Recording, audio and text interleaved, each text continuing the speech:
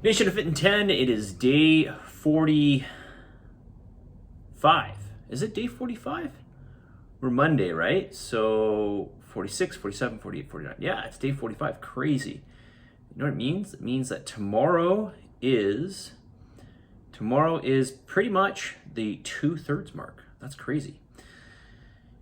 Listen, I put up the Calendly link in Slack, so www.calendly.com/train on Main. You can book your scans there. There's enough room for everybody.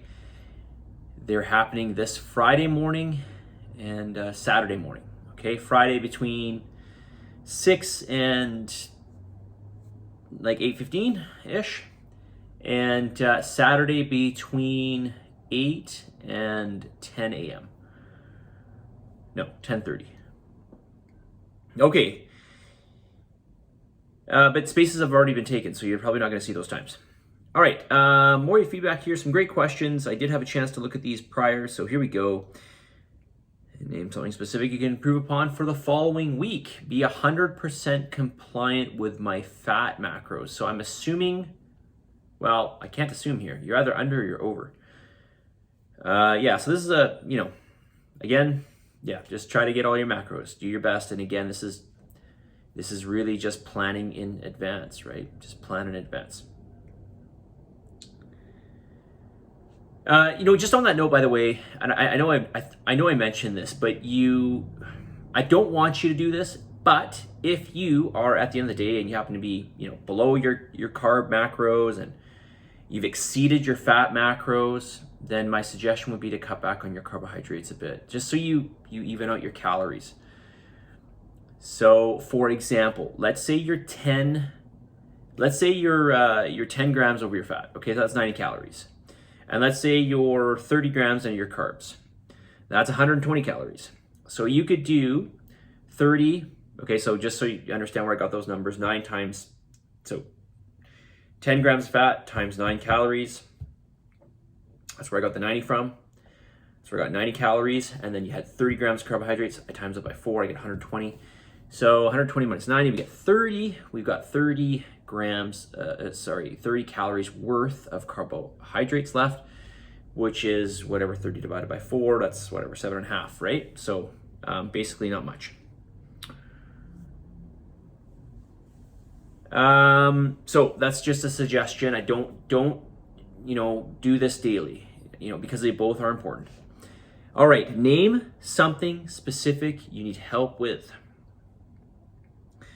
I find military press to be very difficult movement. I tend to arch my back backwards despite engaging my abs and glutes, and I can't seem to lift very much weight compared to other upper body exercises. Okay, I'm going to tell you something. I struggle with this movement too, a lot, and my overhead press should be better than what it is based on my other movements. Yeah, this is what I would suggest to you. I would lighten the load. Okay, just lighten the load and make sure you're able to stabilize through your midsection of your glutes. So squeeze your bum, squeeze your abs, or pull your abs in. Use a weight that you can do and maintain that position. What's going to happen is you're probably going to get to a certain weight where you can no longer hold that position, but you can still push the weight over your head. Okay, so that's my suggestion, or that's one of my suggestions. Number 2, you could do this always with dumbbell. Do one arm at a time, dumbbell version. And that's a good way to build up to barbell. Is there anything you'd like me to cover in this week's video series? Is there any merit in the fat burning heart rate zone? Or do you burn more fat as your heart rate moves towards your max? Is running or cycling better for fat burning? This is a big question, and I guess we got enough time here, so let's dive into this. Try to get this one done here. I might have to spill this one over into tomorrow's video. Okay, so the way we want to look at this is like this.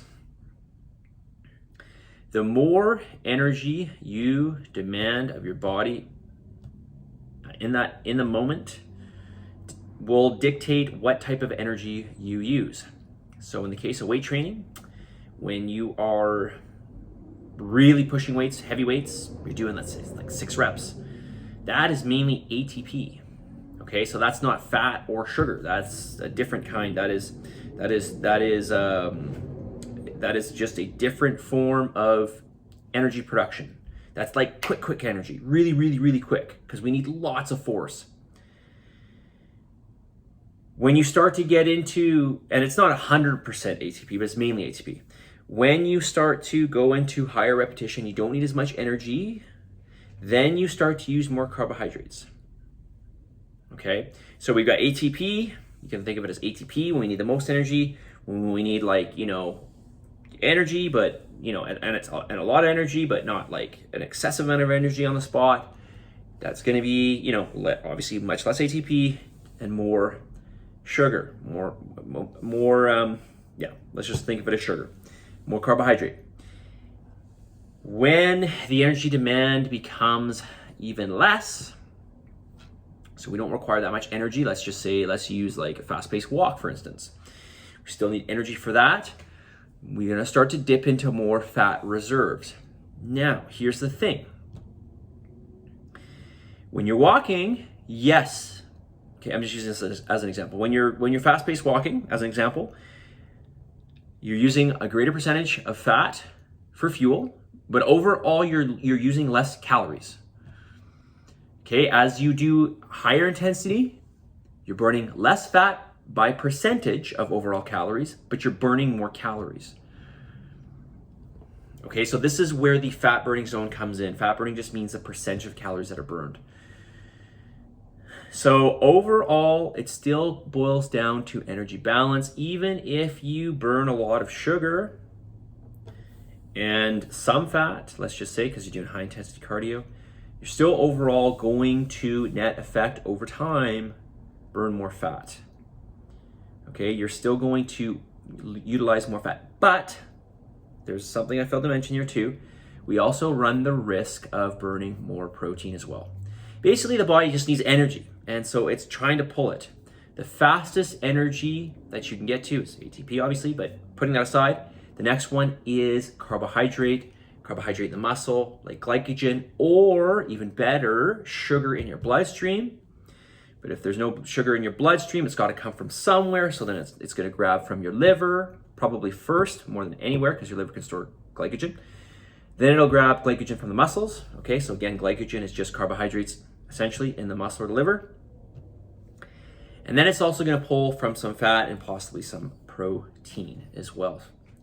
So, ultimately what we want to do is we don't want to do such intense, well, I guess it depends on your goals. But in my view, especially when you're weight training, you're doing this type of program, you don't want to be doing too much hard cardio, which is why you only do an hour and a half per week. And within that hour and a half, you're only getting a total of 30 minutes of actual intervals, which is more intense. I lost my train of thought. This is most of my point. We don't want to take away from the net effect of training. We want our training to be as effective as possible. Sorry, I'm be more specific. We want our training in the gym to be more effective. So we need fuel for that. Okay. So if you just do like tons of hard cardio, you're gonna really fail in the gym. What I mean fail is you're not gonna have productive workouts. Okay, so just make this as simple as possible. So we want to have that happy medium. Okay. You will always burn. You will lose more weight. You will lose more weight if you take in less calories and you do more energy output. Okay, but you've got to think about a long term. You've got to think about what your goals are. You've got to think about perhaps what you want your body to look like. And you've got to think about things like metabolic consequences, right? So this is multifaceted. This is a multifaceted thing. So let me just give you some examples here. If you do very low calories, you're obviously super hungry, you're not gonna have a lot of energy, and you do, let's say, high energy output, boom, you're gonna lose some fat for sure. You're gonna lose some weight, but you're also gonna lose some protein. You're gonna lose some muscle, specifically. And you're going to lose some strength. And the longer you carry on with this, the worse it's going to get. And the less your lean body mass, specifically the less your muscle mass, the lower your metabolic rate. So now your body's burning less energy per unit of time. So you're just kind of spinning your wheels almost, right? And then you can get the point where you're tired out. I'm going down a rabbit hole here. But I'm trying to give you guys sort of like the big picture, right? So that's not really a good way to go, right? Okay, doing one or both of those things. Lots of cardio and or very low calories, right? So we want this happy medium. We want this building of muscle tissue to give us some muscle tone, to build up our metabolism, right? Especially long term. And then we also want to do some cardio, to burn some fat, right? To burn some calories, to burn some fat. We don't want to do this too excessively, ideally. Okay? And I've been through this before because I've done competitions where, for lack of better words, I got emotional about it.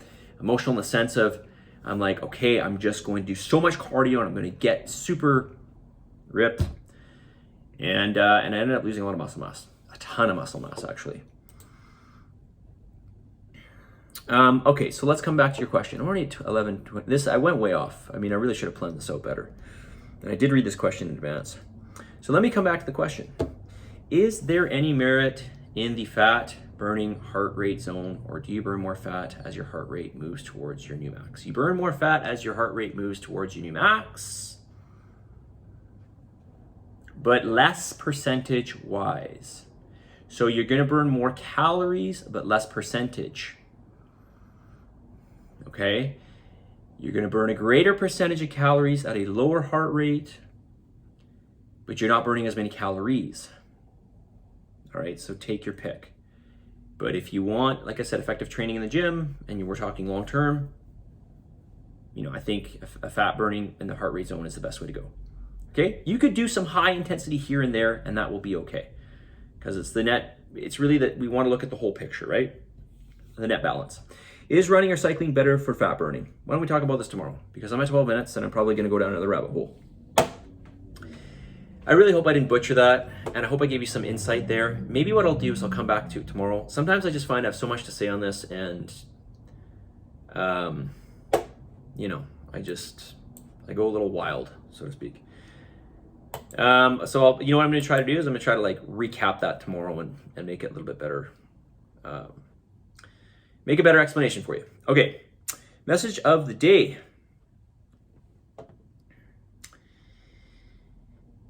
The message of the day, day 45, is this. It's okay to put time and energy into improving yourself. It is okay for you to put time and energy and focus into improving yourself. In fact, I highly encourage you to do so. And the reason I say this is because, and I've dealt with this before with people. I even had one individual come and see me who he was literally in tears because he felt so guilty that he was putting time and energy into himself and his wife wasn't interested in that. And he felt like he wasn't putting it into his relationship, or he felt like it was taking away from his relationship. And so what we want to do here is it's okay to put 10 or 20% or 25% into yourself. This is going to make a better you. It's going to make a happier you. And ultimately, you'll be able to help those around you much better. You have to take care of yourself, right? So that's okay. I'm not saying it's okay to be like me and be super selfish and put a lot of time and energy and focus into yourself. I will admit I do that. Perhaps that's why I live alone. Anyways, it's okay to put time and energy into improving yourself. It's totally fine. In fact, I think it's necessary, okay? So just a reminder to any of you who feel that little bit of guilt, I don't think you should, all right? I really don't. Okay, positive energy, positive vibes, believe in yourself, and for the love of God, give some gratitude, and I'll talk to y'all soon. See you guys.